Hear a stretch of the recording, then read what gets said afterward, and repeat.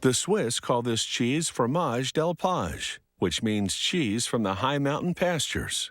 Master cheesemakers retreat to their chalets high in the Swiss Alps to make this special cheese. These individuals follow a tradition of cheesemaking that goes back to the Middle Ages.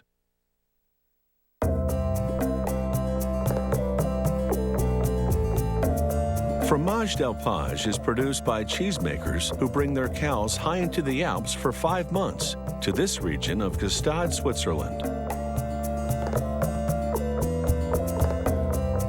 In the morning, they milk their cows for about 7 minutes using an automatic milking machine. Each cow produces around 2.5 gallons of milk, which contains water, protein, and fat.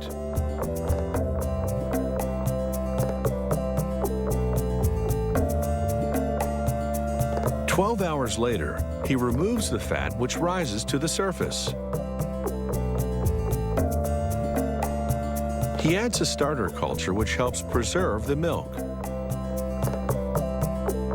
A wood fire then heats the milk for 20 minutes at a constant 86 degrees Fahrenheit.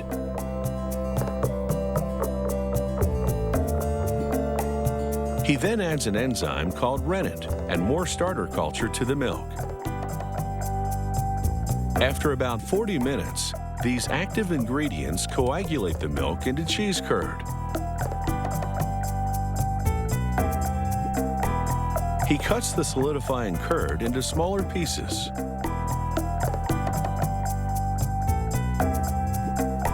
To maintain an even heat, he keeps blending the curd and the liquid together.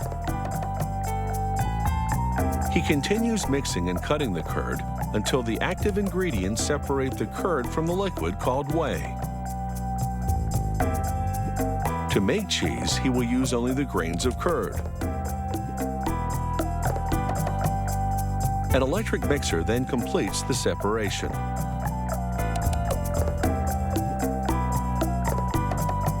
He washes his arms and hands thoroughly because any impurities in the cheese would ruin it. After heating the mixture for 20 minutes again, the curd is now the perfect texture for making cheese. Using cheesecloth, they remove the grains of curd. What started out as 80 gallons of milk will end up producing only 66 pounds of cheese.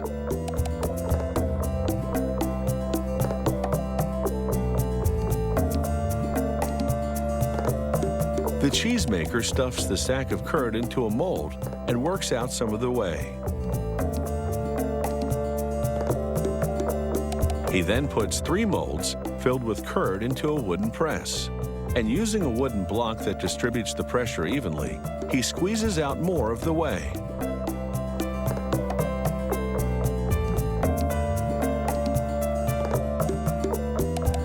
To get all the excess liquid out of the curd, he turns each 22-pound piece of cheese over so he can press it again. Too much liquid in the cheese would affect its shape and quality, so he does this a few times, then leaves them in the press overnight.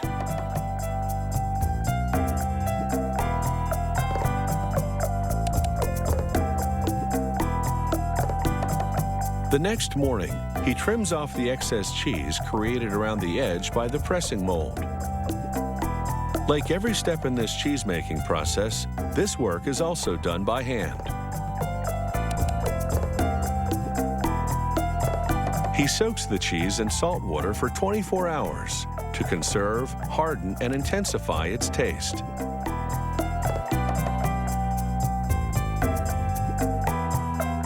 The cheese then goes through a salting and maturing process that lasts 6 months.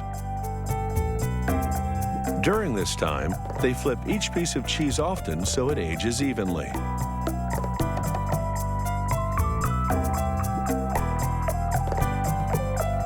After a final surface cleaning, they put the 22-pound pieces on their sides to air dry. They'll remain edible for at least 10 years. But of course, you don't have to live in the Alps to enjoy the taste of Swiss cheese.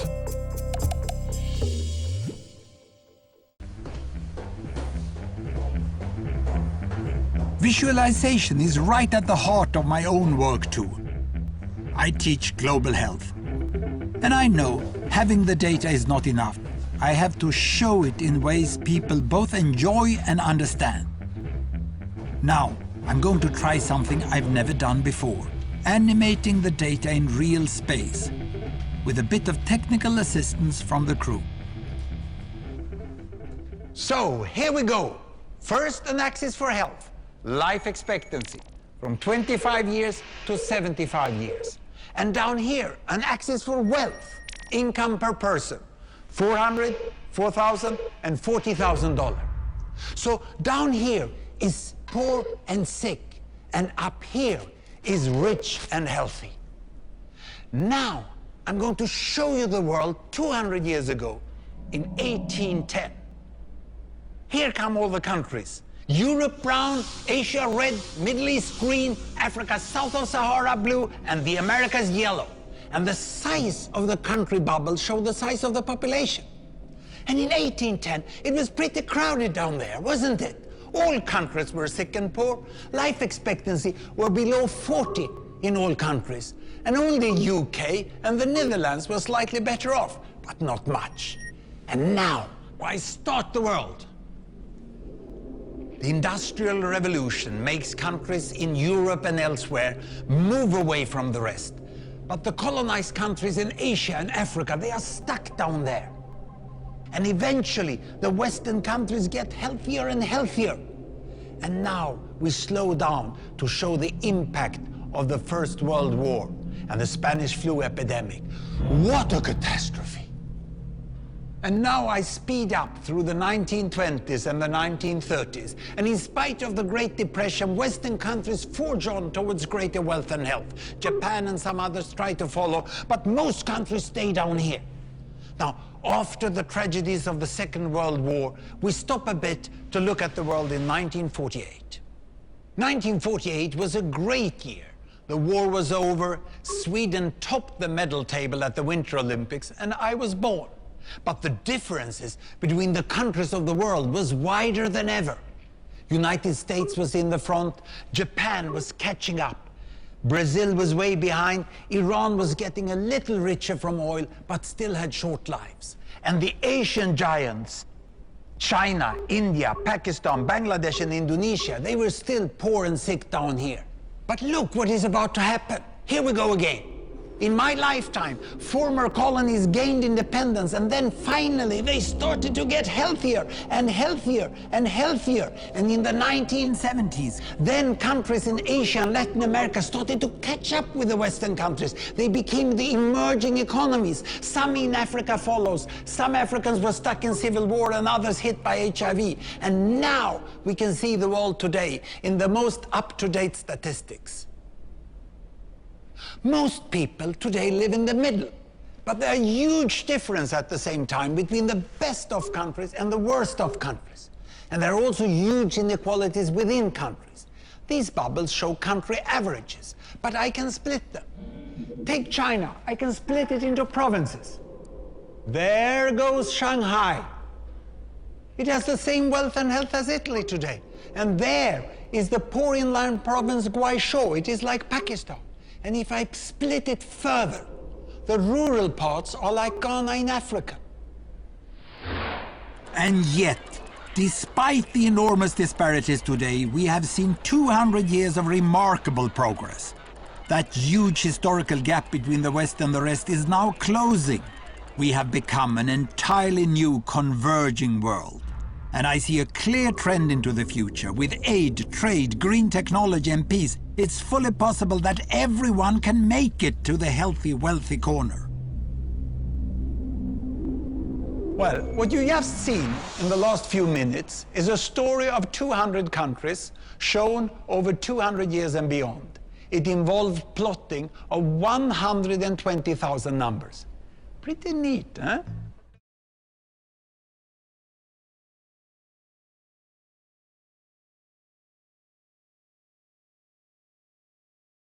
Cleaning your phone on a regular basis is very important because cleaning your phone gets all the germs away.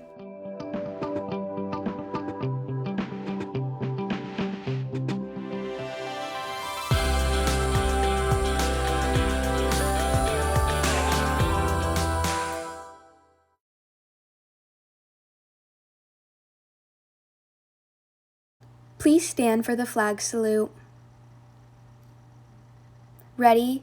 Begin. I pledge allegiance to the flag of the United States of America and to the republic for which it stands, one nation, under God, indivisible, with liberty and justice for all. You may be seated. This week we will have PJ Day. Cohort A will be tomorrow, Tuesday the 20th, and Cohort B will be on Friday, the 23rd. ASB applications for next year will be posted on the ASB Spirit Google Classroom and website. Application will be available for 2 weeks. The book fair is going on now. Anyone can shop online and the books will ship to your home. See the flyer for more information and teacher wish lists. Support our library by shopping the book fair. Let's go to Dr. Keene for this week's Monday Minute.